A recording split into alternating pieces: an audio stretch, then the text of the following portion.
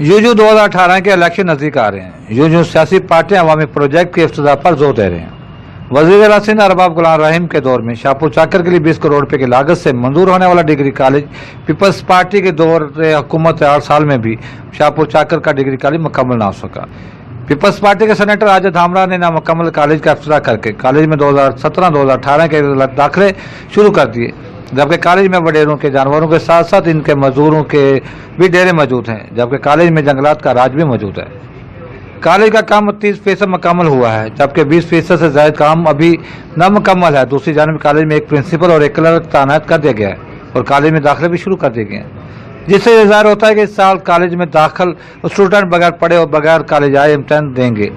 और नकल करके पास हो जाएंगे, क्योंकि कॉलेज की तमीर भी नामुकम्मल है और कॉलेज में टीचर भी तैनात ना हो सके हैं और ना ही कॉलेज में फर्नीचर है।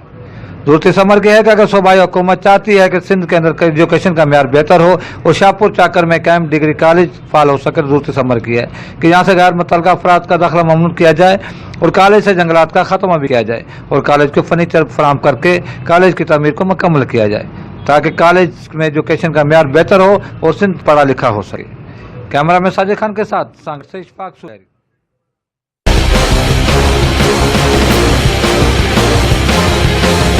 फारूकाबाद